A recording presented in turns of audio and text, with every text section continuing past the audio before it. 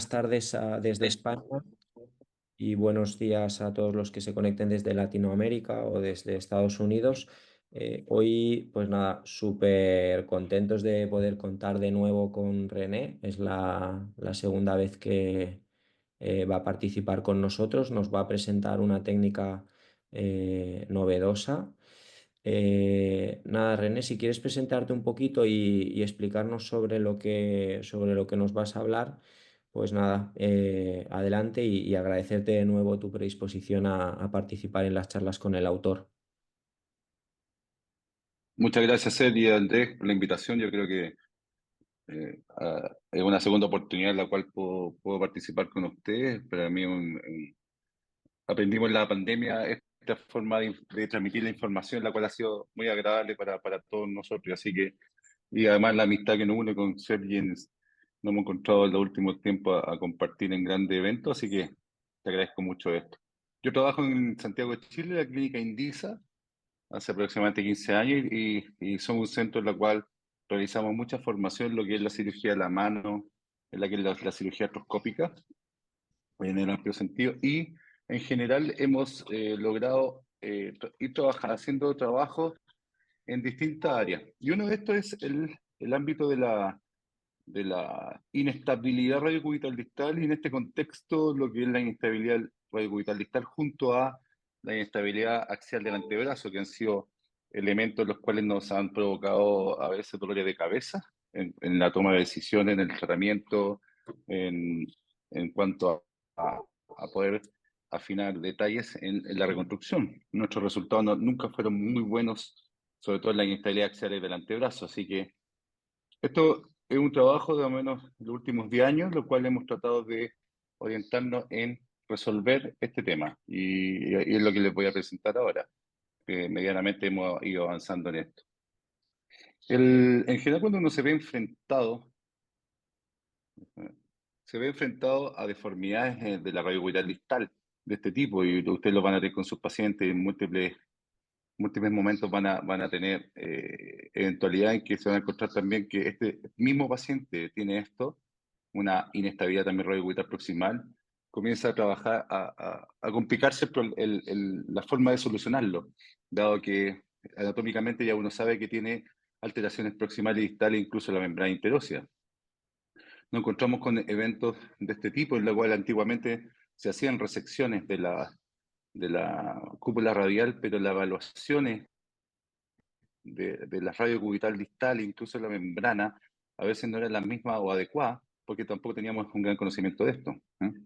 El, Después de fracturas de muñeca hemos visto que, y lo sabemos, en nuestra evaluación artroscópica sabemos que más o menos el 60% de las fracturas de muñeca de los distintos tipos y grupos van a tener alteraciones del fibro cartílago triangular, que va a ser uno de los principales estabilizadores. Hay fenómenos ya que son evidentemente más complejos, como esta luxación inveterada de la red cubital distal volar, Case Report, que va a estar escribiendo una de las fe lo que está pasando con nosotros ahora, para mostrar cómo fue la resolución con la misma técnica.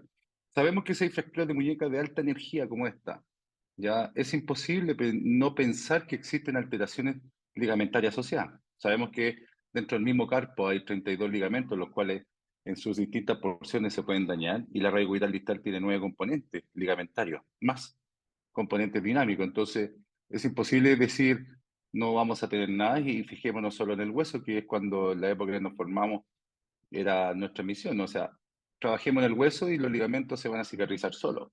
Y si tenemos esta combinación de esta magnitud, sabemos que no va a ser tan de esa manera. Antiguamente, y esto es una foto de un evento quirúrgico mío, realizaba cuando existía una inestabilidad radiocubital distal, realizamos una reconstrucción tipo ARMS, la cual nos da un resultado que llegaba más o menos a un tope de un 80%, pero empezamos a analizar en el tiempo de que ese mismo Adams todos los componentes de esta radio cubital distal no estaban involucrados, por tal motivo lograba estabilizar uno de esos componentes y eso le daba el porcentaje de éxito. Por eso existen puntos anatómicos que van a ser importantes para luego conceptualizar lo que es la estabilidad. Sabemos ya los tipos de escotadura que van a permitir la traslación en distintos grados de milímetros del mismo radio con respecto al cúbito. porque el cúbito es el que está fijo. Patomecánicamente el cúbito no se moviliza, sino que se moviliza el radio y se traslada según eso a su orientación. Estas disecciones de Ezequiel nos muestran además que existen aspectos anatómicos capsulares que también van a estar involucrados en la estabilidad radiocoetal distal, como esta cápsula inferior que está en la zona de unión de la radiocoetal distal, los componentes dorsales. Aquí tenemos el componente fundamental que va a ser nuestra porción foveal del fibrocartílago triangular. Ya sabemos por muchos estudios, Nakamura, Watanabe, Moritomo, que el punto de inserción foveal va a ser un punto de estabilización de la radiocoetal distal en un 50%. ¿Ya? Aquí tenemos componentes que no son del fibrocartílago, sino que son componentes que yo le llamo extraarticulares, que son de la membrana interósea distal, en las cuales entra a tallar una que se ha nombrado mucho, pero en mi opinión muy personal, no tiene tanta importancia en esta alteración, ¿ya? Y en general lo que trabajamos es en los otros componentes, que son el tracto radional distal o componentes como la membrana interósea distal. Un segundo, por favor, que se me está acabando el...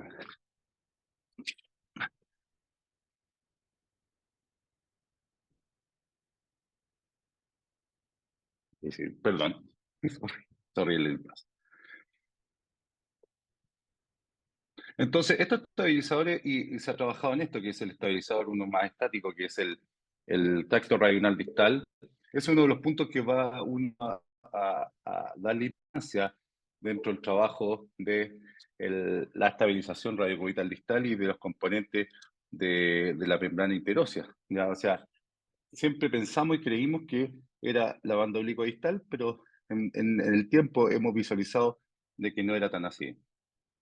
Entonces, en esta dinámica de movilización de la radiocoital distal, en esta dinámica de la movilización de la articulación radiocalpena, incluso está muy involucrado todos estos ligamentos.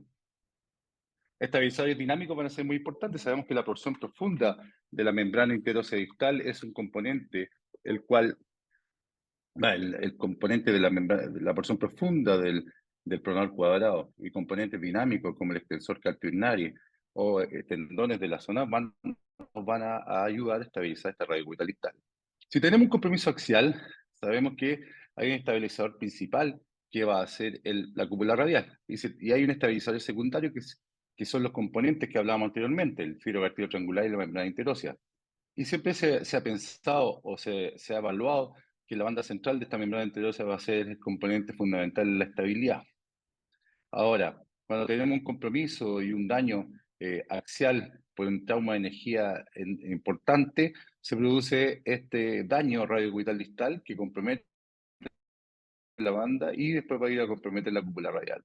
¿Cómo evaluamos la estabilidad de la radiocoital distal y de la parte axial del antebrazo? Esto es, yo creo, el punto más importante de enseñanza y transmisión de conocimiento a nuestros residentes, fellows o cirujanos de manos que están en el requerimiento de poder tratar estas lesiones. Si nosotros tenemos, y principalmente lo que hay que evaluar, la estabilidad radiocubital distal se mide por la inestabilidad que tiene el mismo radio y el carpo en la evaluación del endpoint, que es el punto final de tope del Ballotment Test. Entonces, si yo tengo que el radio se hace inestable hacia palmar, el daño principalmente, tenemos que pensar clínicamente, es del fibrocartílago triangular. Ese como uno de los análisis clínicos que va a ser importante, porque cuando evaluamos creemos que si tiene inestabilidad en los dos sentidos va a ser el fibrocartílago, pero principalmente si el radio se va y se subluxa hacia palmar o no tiene un punto final en la evaluación, pensamos que es el fibrocartílago. A diferencia de cuando, y esto es principalmente este trabajo en 2005, en que Watanabe no evalúa que en supinación, en neutro y en pronación, cuánto es la distancia que se mantiene esta membrana heterósea y en qué componente se va a producir esta inestabilidad. O sea, en el sentido de que si yo tengo un compromiso más dorsal, radial de inestabilidad hacia dorsal, tenemos que pensar que la membrana heterósea distal es la que está dañada, y si tengo un componente de inestabilidad palmar, va a ser el fibrocartílago. Entonces, si tenemos una gran inestabilidad, que no son todos los pacientes, con un componente que no tiene punto final del radio hacia palmar y además del radio hacia dorsal, todos los componentes de estabilizadores estáticos van a estar dañados. Y ese es el pensamiento que hemos ido trabajando en el tiempo. Entonces, cuando evaluamos este Baldwin test, tenemos también que considerar ligamentos subnotriquetrales palmares y lo podemos tensar a través de maniobras de realización de la misma intraoperatorio o en la evaluación de la consulta. Por ejemplo, un paciente con excelopresti, en la cual tenemos limitación de la pronosupinación, tratamos de evaluar la radio cubital distal y el componente de la zona central, ¿ya? Siempre se pensó que podía existir estudio de imágenes, pero no hemos podido tener un gran acercamiento, debido, por ejemplo, que la ecografía se hacía en estudio, el estudio ecográfico para evaluar membrana interósea, principalmente estaban hechos en cadáveres, y la resonancia va a depender mucho del observador que pueda detallar con un aspecto clínico que no lo va a tener para poder definir si está rota la membrana interósea. Por eso nosotros nos estamos basando mucho más en lo que es la evaluación de la evaluación clínica en la misma consulta médica como en el intraoperatorio. Entonces, todo este ámbito previo que es muy importante porque de aquí podemos empezar a entender cómo vamos a tratar este tipo de lesiones, detallamos lo que es el tratamiento. Si yo tengo tanto una inestabilidad radiocoital distal por una fractura de radio o un Galeazzi, o una inestabilidad axial por un excelopresti, el componente fundamental va a ser que hay un reemplazo o una estabilización de la cúpula radial. Eso es clave. Ese es el parámetro número uno en la inestabilidad axial. Y después ya tengo un componente radioulnar distal que está alterado, podemos tener varias formas de tratarlo dependiendo de qué inestabilidad tengamos, si es palmar o dorsal. Y ahí va a la reparación del filo articulario, osteodesis o el mismo trust que voy a describir ahora. ¿Ya? En algún momento hicimos un par de casos con alteraciones de la membrana interósea en la zona central, lo cual no fue satisfactorio para nosotros. La gran sorpresa la hemos visto en el tratamiento de lesiones crónicas. Creo que nuestro gran temor y tema era con las lesiones crónicas más que la aguda, porque sabemos que el potencial agudo es mucho mayor y aquí en la parte de reconstrucción es muy difícil. Tejidos que no están presentes que puedan repararse es muy complejo. Y aquí también entra a tallar lo que es la estabilidad radioulnar distal y ver si necesita algún componente de trabajo a nivel del codo. La aumentación y reconstrucción de esta membrana y todos los tratamientos antiguos eran orientados a esto. En mis manos tuve muy malos resultados solo en 2 pacientes, en la cual hice reconstrucciones de la zona central de la banda con limitación de la función. Creo que el daño era mucho mayor y nuestra evaluación no fue la satisfactoria, eso a 15, 20 años atrás. Por tal motivo, cada vez que nos veíamos enfrentados a una alteración axial de anterosis, sobre todo crónica, tratábamos de hacer un tratamiento más conservador que el mismo quirúrgico. Y aquí nace el Trust, que es que uno de mis fellows del 2021 se le ocurre esta idea de nombrarla así el doctor Corbalán, y habla de lo que es el Total Radioulnar Stabilization Technique, que es el concepto de todos estos componentes que están dañados, estáticos, tratemos en un evento quirúrgico, corregirlos o estabilizarlos para ver si podemos readecuar esta estabilidad radiocoital. Y estas son la gama de indicaciones en la cual nosotros hemos ido trabajando en estos últimos años. ¿Ya? Fracturas de muñeca con inestabilidad secular, en la cual la que vimos esa imagen de ese paciente que movilizaba. Inestabilidad radiocoital distal aguda o crónica severa, cualquier sea. ¿Ya? En un tiempo se habló que el fibrocartílago solo podría ser reparado antes de los 7 meses. Hoy día se sabe que por los potenciales de cicatrización pueden tener un tiempo mayor. Luxofracturas de Galeazzi aguda crónica. En nuestra serie tenemos al menos 6 pacientes con luxofractura de Galeazzi, los cuales 3 son crónicos y 3 agudos. Lo hemos tratado con la misma técnica. Sorpresivamente, luxofractura de Montella, 2 pacientes con inestabilidad asociada. Y ahí creo que voy a comentar esto porque hemos descubierto que la presencia de la última parte, que son las lesiones tipo criss-cross, tipo 1 y 2, sí son muy evidentes y la cual no la evaluamos adecuadamente. ¿Ya? Lesión de excelopresti agudo y crónico, tenemos muchos pacientes con eso. Pero el criss-cross yo creo que es más frecuente de lo que pensamos. Se describió el criss-cross en pacientes infantiles con lesiones tipo 1 y 2, pero en general hemos visto que pacientes que tienen inestabilidades crónicas radiocuitales distales con compromiso de la cúpula radial, a veces la membrana interosa central o la banda central no está dañada, sino que era este componente QIC2 que tenemos que ir tabulando para saber realmente cuál es nuestra frecuencia. Entonces, el tratamiento de esta inestabilidad requiere que no tengamos artrosis.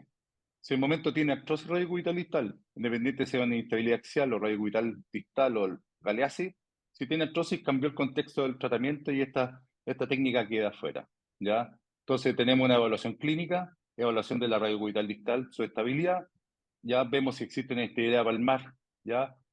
O una inestabilidad dorsal.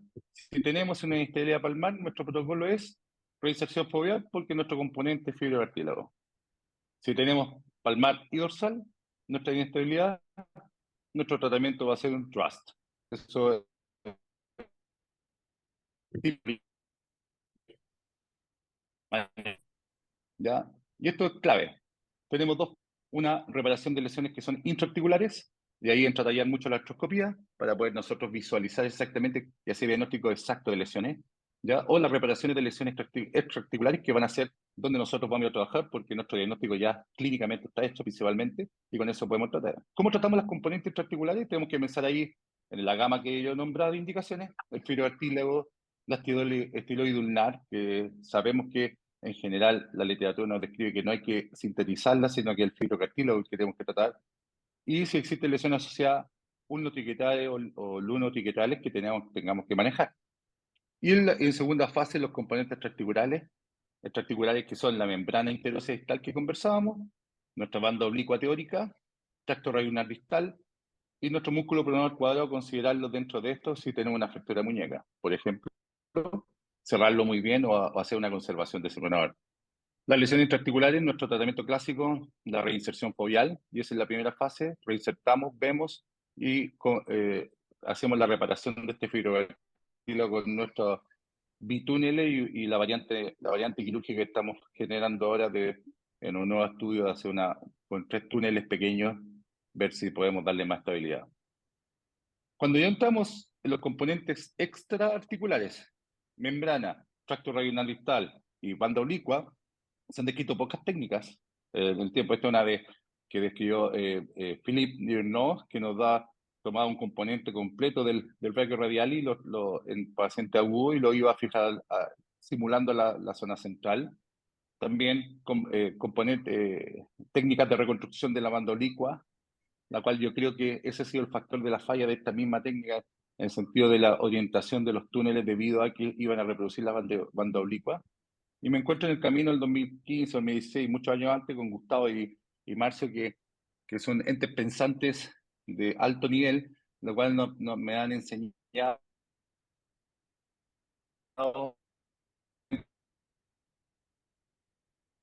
esta vida real, pero con una dirección y orientación principalmente que va orientado a este tracto radioulnar distal y esta membrana interósea, ¿ya? Hablando de los resultados de su reconstrucción de la zona de la membrana interósea distal. Entonces, en esta paciente, la cual teníamos esta cupulectomía del año 2009 y que evolucionó con la inestabilidad, realizamos la cosecha del brachioradialis, ya la tunelización lo más transversal posible y más proximal de la radiocuetal distal con un túnel de 3.0 y lo trenzábamos este injerto para poder pasarlo a través del túnel y lo reinsertamos con un knotless en el cúbito un poquito más proximal de ese túnel, lo cual fue nuestra primera muestra en este año del 2018, en la cual hicimos la evaluación del resultado de este paciente. Siempre sinergiábamos la estabilidad de esta radiocuetal distal con un mini tie rope o tie rope en la zona media, simulando o protegiendo la banda central interósea, pero en el tiempo la fuimos modificando. En este paciente hicimos un espaciador, pusimos un espaciador en la zona de la cúpula radial, vimos que su cartílago articular no estaba alterado o la zona ligamentaria permitía esto, lo cual nos permitió conseguir una longitud adecuada del radio con respecto al cúbito, ¿ya? Y reconstruir la membrana. O sea, este es el primer caso del 2020 en que controlamos daño postoperatorio con buenos resultados funcionales y vuelta a la actividad laboral. ya en general no se empezó en este contexto de esta inestabilidad axial, nos empezó a ser muy sorprendente los resultados, debido a que nuestros resultados habían sido no muy buenos con las técnicas de reconstrucción de la banda central, pero en este caso en particular los resultados comenzaron a ser sorprendentemente buenos. Aquí tenemos un segundo caso con una inestabilidad reductora distal severísima, un paciente que tenía una fractura antigua de la cúpula radial, pensamos que podía ser una inestabilidad axial o podía hacer un mismo criss-cross. Esta es la técnica, la cosecha de injerto, la cual es muy buena, pero me incomodaba, dado que técnicamente teníamos que cuidar mucho la rama sensitiva del radial. Técnicamente sacábamos el brachioradialis, que es un tendón, ¿ya? Pero empezamos a evaluar la forma de disecarlo, la forma y comenzar a hacer variantes, como está la cosa. Empecé a investigar cuál es la función del brachioradialis, cuál es su pérdida del 30% de fuerza en flexión de codo que podía existir, que puede ser no importante, pero existe. Y si existe, tratar de nuestras técnicas de ser lo más inocuo posible en las funciones de cada uno de los componentes anatómicos de esta. Y ahí viene la primera modificación que hice, que ya Marcio ya la adquirió y la está haciendo, es tomar el hemitendón central, lo cual, y con eso después de hacer la toma del hemitendón central, no resecamos por completo eso, tunelizamos y le hacemos una aumentación con suture tape, ¿ya? Y eso nos permitía conseguir el mismo resultado del paciente que teníamos el tendón.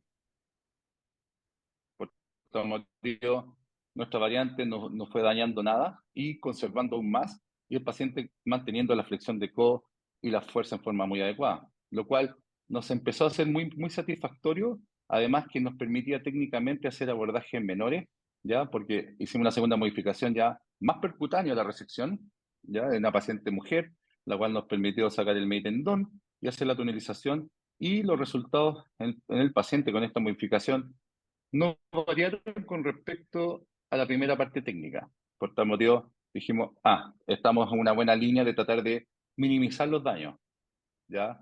Y los resultados muy adecuados, vuelta de la estabilidad radicubital distal. E hicimos una tercera modificación, y esta es la que hemos ido trabajando ya hace los últimos 4 años, en la cual realizamos el mismo túnel de 2.7, ¿ya? Creemos que no, y lo que ya hemos visto, no existe problema de lisis de los túneles al utilizar solamente unas bandas, perdón, al tener esta tunelización de 2.7 extraarticular, ya habiendo trabajado en el fibrocartílago, hemos visto que no se produce problema, y ahora toda la técnica es absolutamente percutánea, con esas incisiones que ven en la zona, la cual nos permite pasar una pinza de artroscopía a través de este canal de 2.7. Nos tomamos dos cintas de fiber tape o tapes, ya anclados ya al lado radial sin tomar tendón, sino que solamente la cinta. Creo que el efecto de brocado de esa membrana interosseal, no tengo certeza, pero creo que puede ser el factor que genere el fenómeno de estabilidad al cicatrizar esa zona. Este primer brocado y paso de la cinta es en supinación, cuando las membranas interosas en supinación, según Watanabe, están mucho más cercanas a sus cabos, ¿ya? Pasamos eso en supinación, pero el gran detalle va en la parte técnica. Seguimos con eso, respetamos el brachioradialis. En supinación pasamos las cintas, como se ve en esta imagen. La pasamos, tenemos una mínima invasión, no tomamos tendón, ¿ya? Y después de eso tomamos los fiberboard de la reparación del fibroartílago y lo insertamos con otro knotless de 2.5 en la zona junto a la cinta que ya hemos pasado.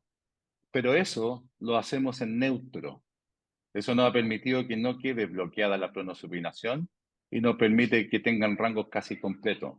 Entonces, ese es el detalle, yo creo que la parte más crítica de la técnica es en supinación los túneles y el anclaje para tener una mediana vuelta de esa cinta alrededor de la cabeza al cúbito es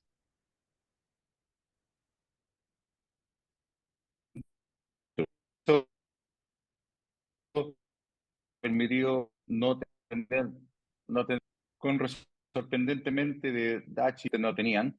y nos ha permitido ya hacer la evaluación de la casuística. Esto lo presentó el doctor Aita con respecto a la instabilidad axial, lo presentó el 2019. Nosotros ahora vamos a presentar nuestra casuística de 26 pacientes con seguimiento de 5 años, que no ha aportado y nos ha dado felicidad en el sentido de poder resolver temas que han sido importantes para nuestros pacientes. Muchas gracias.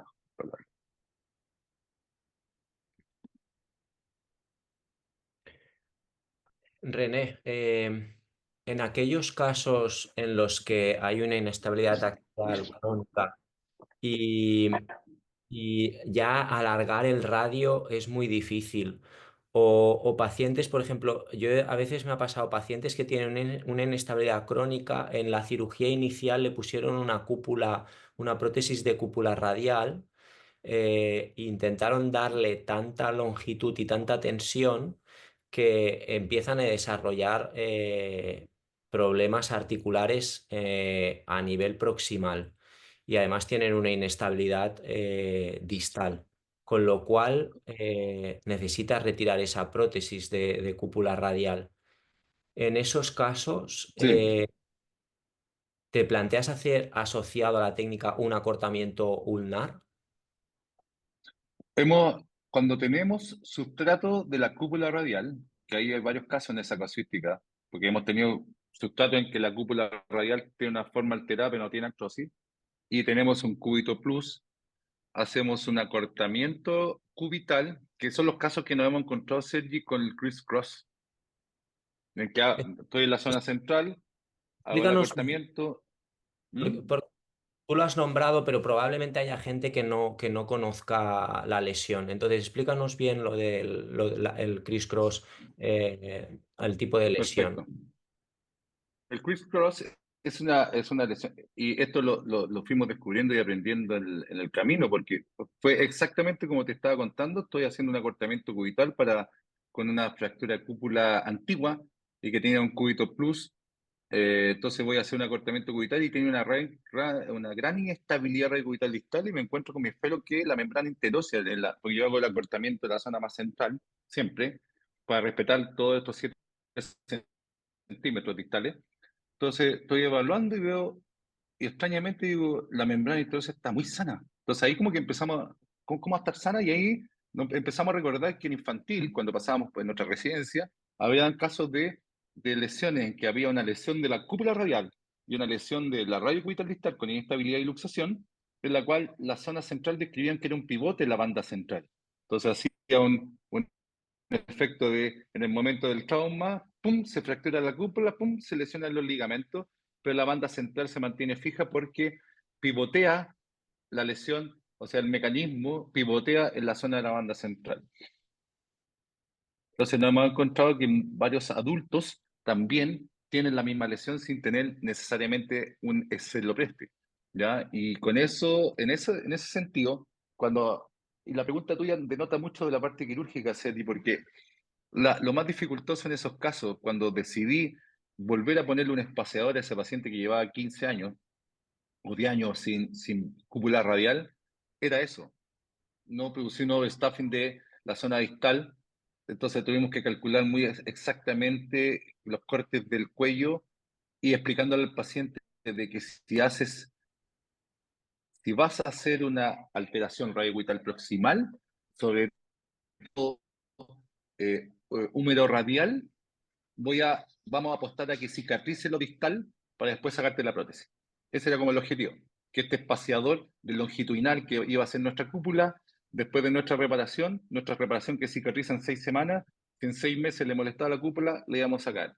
Por suerte para nosotros, nuestro cálculo fue bueno y no tuvimos que hacer un retiro de la cúpula radial en ese paciente y en el otro tampoco. Entonces, es una muy buena pregunta, porque jugarse la opción de colocar una prótesis, sobre todo crónicamente, tienen que tener ojo en el análisis de cómo lo van a hacer. No es llegar y colocarla. ¿Mm? Sí, es que realmente son casos muy complejos. La verdad es que me ha podido el ansia. Ha sido un error de moderación porque deberíamos haber empezado con preguntas más sencillas, pero me ha podido el ansia de decir, hostias, que yo tengo pacientes y esto en una sesión del club estuvimos con Ezequiel. y nos dio una charla súper interesante. Yo supongo que has hablado con él, ¿no? Sobre la técnica Sí, de reconstrucción, que él utiliza la orientación del túnel es inversa a la banda oblicua distal y explicó el motivo y realmente lo que hacía era esa retención y evitaba el colapso del radio hacia proximar y me pareció muy interesante. Por eso cuando ahora tú hablabas y encima has mencionado dos personas que a mí me tienen enloquecido, que son Marcio Aita y Gustavo Mantovani. ¿Cómo tipos tan jóvenes, macho? Yo no les da la vida genios. para pensar tanto. Esa gente son genios. Sí, sí. Que además, No, hables brillante. lo que hables, Por eso yo hables. los tomo y aprendí de ellos y con la nobleza que tiene que tener todo el mundo en el sentido. Yo aprendí mucho de eso de ellos, obviamente, y con mucho respeto, ir modificando las cosas para ir avanzando en nuestros mismos tratamientos y mostrar, y la gente, nuestra gente lo vaya haciendo.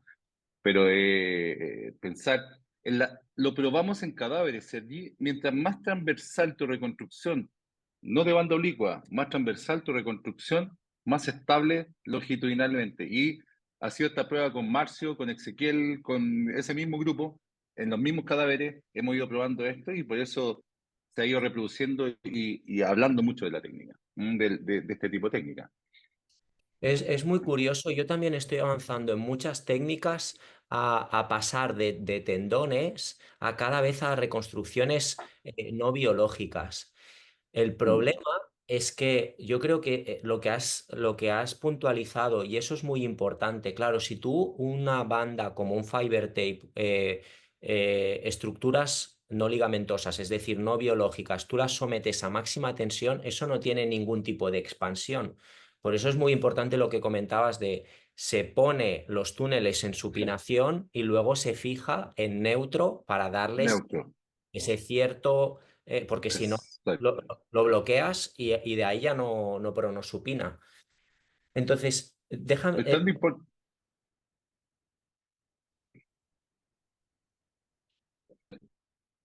Era tan ese detalle que dices tú para apuntarte, que fue el gran problema que me tuve que sentar a pensar mucho tiempo. Lo hago en supinación completa, lo hago en pronación en neutro y al final, leyendo y estudiando, vimos que era lo mejor dar un grado de neutro. ¿Mm? Fue lo mismo. yo cuando lo estabas explicando te lo iba a preguntar en qué de esto lo ponías. Entonces, en la primera descripción del trust, he visto que tú tenías un túnel superior que era más distal, que era tendinoso, y un túnel proximal que era no biológico con mini tie rope, ¿no? Sí. Y ahora ya solo hay un túnel. Eso, solo un túnel y solo con fiber tape o con tapes, ya con polietileno. Al principio aguantábamos en esta dirección, que es bien compleja colocarla, ojo, porque medianamente la zona del antebrazo, colocar un militar group ahí tampoco es sencillo, y vimos que no teníamos un aporte mayor de eso, que era así lo describió en su comienzo Marcio, con su tendón y con un militar group. Yo no le coloco ya al militar group hace 3 años, por lo menos. Y no ha cambiado y los resultados han sido óptimos.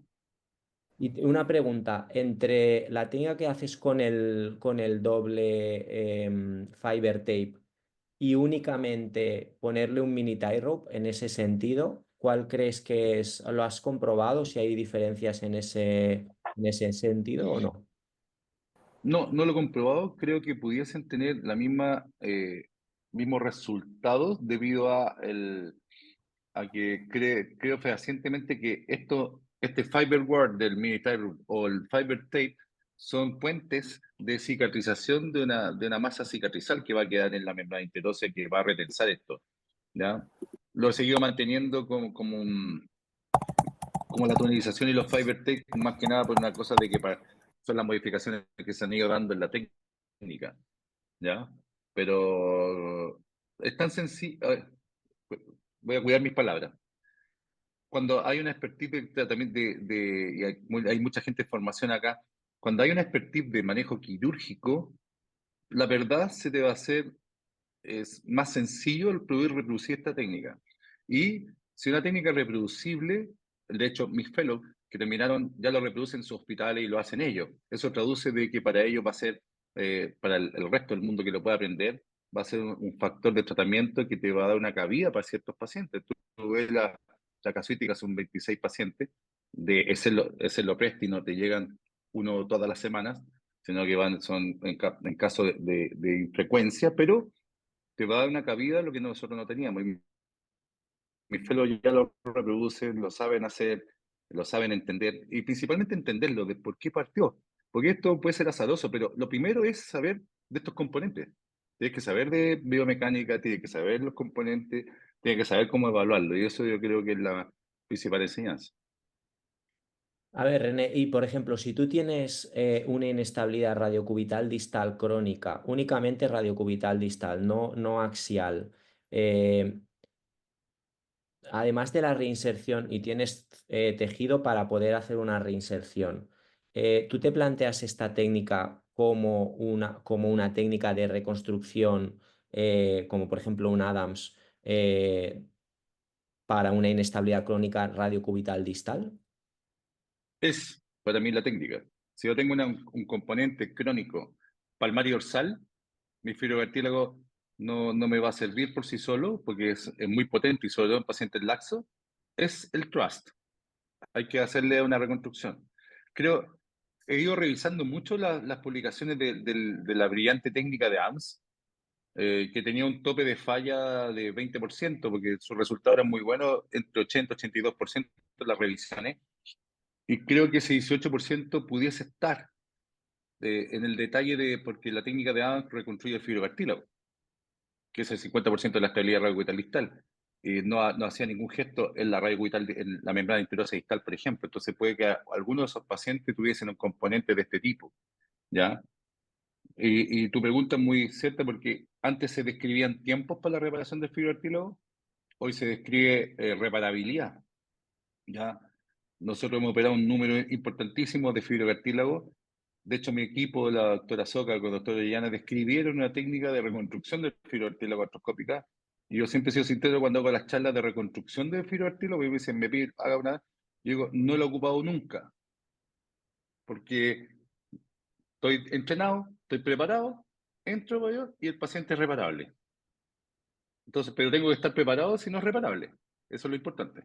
Entonces, pero no la he tenido que utilizar y me ha dado la opción de repararlo siempre, pero cuando tengo una inestabilidad, como hace tu pregunta, crónica y potente para ambos lados, el trust es la técnica para mí que es de reconstrucción.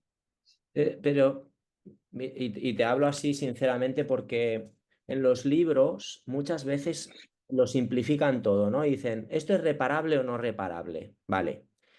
Pero hay pacientes que tú puedes tocar el tejido y es un tejido reparable, pero es una lesión crónica muy inestable. Entonces, claro, yo a veces he reinsertado fibrocartílagos y realmente los he mantenido más tiempo de inmovilización porque a pesar de que era una lesión reparable, el grado de inestabilidad o típica paciente relativamente joven, muy laxa, que si tú le puedes asociar, por ejemplo, un trust, pues te quedas tranquilo en el sentido de que es como cinturón y tirantes. Entonces, hostia, me explota la cabeza de lo relativamente sencillo y de lo que te puede llegar a ayudar esto. Pues, porque fue la misma incertidumbre que tuve yo, el cartílago por sí solo no te va a dar una gran inestabilidad radiocubital. Ese es el concepto, porque te va a dar el 50% de una inestabilidad potente radiocubital. Si tiene una gran inestabilidad, son los componentes articulares junto al fibrocartílago. Y la reparabilidad, nosotros preconizamos, y también va en línea de publicación ahora con uno de mis fellows, en la artroscopía híbrida, que tiene componentes que son, híbrida significa seca y húmeda, húmeda seca, da lo mismo, no hay diferencias, en el sentido de poder nosotros hacer una artroscopía sin isquemia. Nuestros procedimientos más grandes, artrosis y cuatro esquinas, reconstrucciones escapulares, nosotros partimos de una artroscopía sin isquemia húmeda. Entonces, vemos, yo cruento un poco el fibrocartílago y veo las zonas que sangran. Porque cuando lo hago seco no puedo ver donde sangra porque se llena todo de sangre. Pero la húmeda me lo permite con un poco de adrenalina en los portales, me permite ver la reparabilidad de un fibrocartílago. y rápidamente hacemos el cambio, ponemos isquemia y empezamos a repararlo. Pero la factibilidad técnica de ver la reparabilidad por el sangrado que tienen las zonas periféricas y más profundas, ¿no? Pero si tienes, Sergio, una inestabilidad potente palmar y dorsal, de verdad el trust y nuestras tabulaciones de resultados funcionales a 3 años está siendo sorprendente. Por eso digo, es sorprendente porque pasa a ser como increíbles para nosotros mismos, que somos muy autocríticos, pero que tenga un resultado más del 95% de buenos resultados, no es muy creíble para los trabajos por la ciencia. Pero en general ha sido así, por eso la hemos ido utilizando y ya le tenemos más confianza. ¿Mm? ¿Y os habéis encontrado algún paciente que no tenga inestabilidad, o sea, que tenga un balón únicamente dorsal y que haya necesitado trust? Únicamente dorsal, o sea que tiene componentes solo membrana interior distal, no, no me he encontrado. No, Eso es lo que me no, parece creo que. claro. mm, Vale, o sea, sí, no. básicamente lo que te hace sospechar que tú tienes que estar preparado es que tenga componente de translación volar, ¿no? Sí, buena pregunta, porque no me la había preguntado. De hecho, no hemos encontrado solamente único, sino que o es palmar o es palmar dorsal.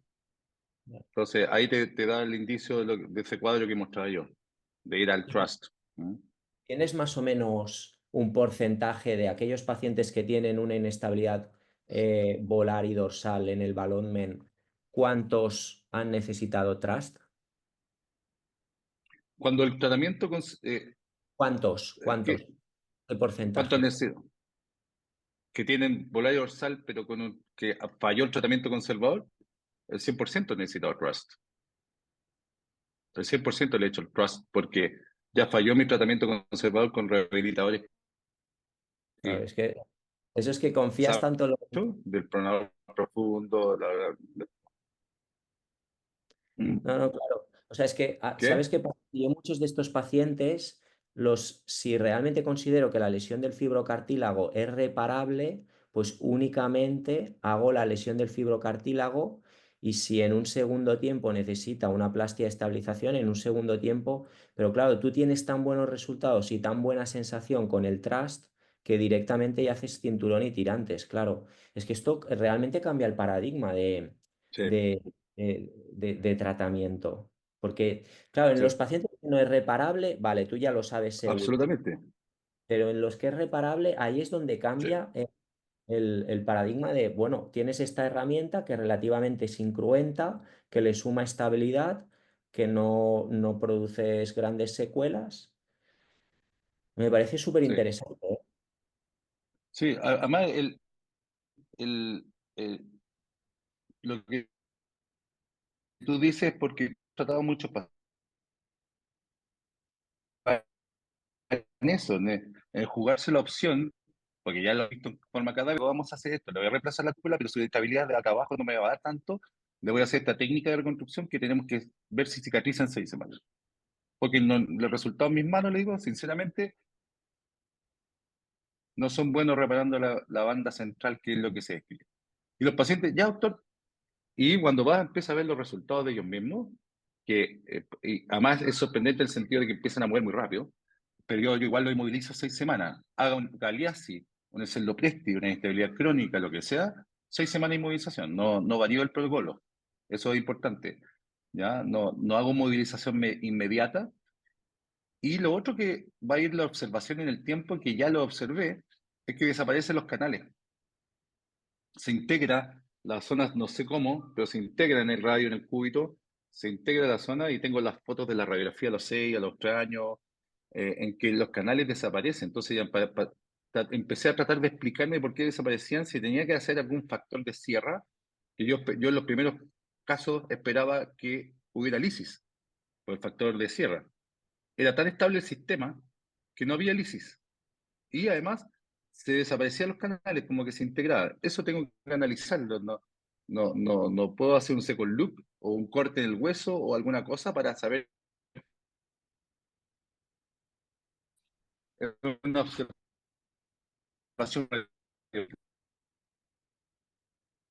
Tenemos que investigar de por qué que pudiese pasar. Así que ha sido una sorpresa interesante, pero cuando tengas un paciente con inestabilidad de esa cronicidad y severa, no dudes en, voy a tratar de mandar lo más rápido posible RIMA para que dé el detalle de la técnica, ¿no? Ya lo Para te hacerlo, la René, ya lo reconstrucción. tengo. Ese ¿Mm? paciente ya lo tengo. Lo vi hace 2 días en la consulta por la tarde, un paciente con una inestabilidad y que estaba hablando con los fellows de, bueno, esto, claro, siempre pasa lo mismo, reparable o no reparable. Y si te lo encuentras reparable, vale, pero estás allí, que si sí o que si no, es que directamente lo voy a hacer. O sea, ya está, me has convencido. Yo lo- sí, pues aparte yo lo he conversado mucho con gente del mundo Sergi con respecto a la reparabilidad del fibroactivo, y volvemos a lo mismo, con el mismo Vicente, con Pedro, con Pisijo, con Nakamura, el concepto y Andrea, el concepto de la reparabilidad, y esto es súper objetivo, pero la tabulación más o menos de nosotros, en mi caso, he reparado más o menos 1100 fibrocartílagos, ese es el rango hasta el momento. De ese rango, siempre esperando que existiera uno que no pudiera repararlo o que todavía no llega en mis manos. Entonces, creo que el concepto de la reparabilidad va más allá por una cosa anatomopatológica de potencial de sangrado, más que por el tiempo de evolución, que es lo que creíamos con las publicaciones de Nakamura al principio, que te daba 7 meses el plazo. Yo tenía un paciente con 8 meses y decía, ya no lo voy a reparar, porque el profesor Nakamura dice que no hay que repararlo. Y al final nos fuimos dando cuenta que fue cambiando. Así que aplica eso a tu inestabilidad palmar y dorsal grosera. Yo haría esto, que es mínimamente invasivo también. Y entonces son ¿Mm? 6 semanas de inmovilización con una Munster, Y por eso. ejemplo, Sí, yo le pero pongo un yeso, una estabilización, y en neutro, en y neutro. todo, No, no. todo lo pueden Otro detalle que también para la gente en formación, en un comienzo, el año 2010, 2011, yo partí haciendo reparaciones de fibroactiles, reinserciones foveales, y les bloqueaba la pronosupinación. Entonces, cuando ya veía que los pacientes se demoran 4 o 6 meses de recuperar la pronosupinación, dije, voy a probar a algunos pacientes, colocarles solamente antebrazo que palmar, dejar libre el codo y que tuvieran una micro pronosupinación. Óptimo, cambió. Desde ese momento, 10 años atrás, nunca más le puse en bloqueo a la pronosupinación. Entonces, si tengo este mismo concepto, el trust, que lo tensé en neutro, le bloqueé el antebrazo con una micro pronosupinación para que estimule y nada más. Pero con eso. Y de hecho, en la conversación también con Andrea, que tiene experiencia en esto, me decía, él lo inmoviliza 4 semanas también con antibiótico palmar, nunca le bloquea la pronunciación. Entonces, yo creo que no hay que bloquear la pronunciación en el sentido porque no es necesario y te alarga un poco más la recuperación. Hostia, muchas gracias, René. He aprendido yo más que estoy contentísimo. Muchas gracias. No, gracias a ti por la invitación y de verdad un lujo y estaremos conversando nuevamente, mi amigo, en lo que sé, lo que necesite y desarrollar y darle mucha experiencia a nuestra gente. Y encantado que esté contigo un colega mío chileno, que sabemos en nuestra escuela española que es gigante, mucha gente ha aprendido de ustedes, nosotros mismos hemos aprendido de ustedes, así que te agradezco que estés formando también gente nuestra, ¿ya? Así que un orgullo para nosotros. ¿Mm? Y muchas gracias por la invitación y te mandaré a ti primariamente el escrito, ¿ya? Buenísimo, buenísimo, René. Muchas gracias. Se nota que sabes un montón.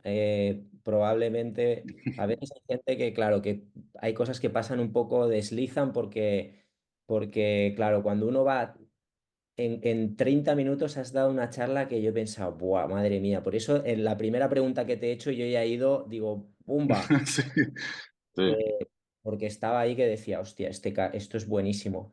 Mira, yo solo te digo que has cambiado mi forma de pensar, ¿eh? Has cambiado mi paradigma y me has dado una herramienta con la que hasta ahora no contaba, con lo cual, cuando uno cambia el algoritmo terapéutico y ofrece una alternativa relativamente sencilla, creo que eso es lo más importante, ¿no? Porque al final...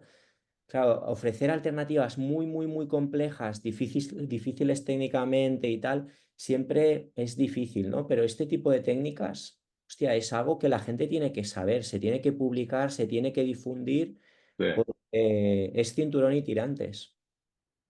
absolutamente, tengo convencido de eso y ya lo han probado mis pelos y yo creo que es reproducible, así que vamos a darle celeridad en eso. ¿Mm? Te agradezco mucho. Ya, mi amigo. No, Andrés, muchas gracias a todos y muchas gracias por la atención y por la invitación. Cuídate. Gracias. Chao, chao.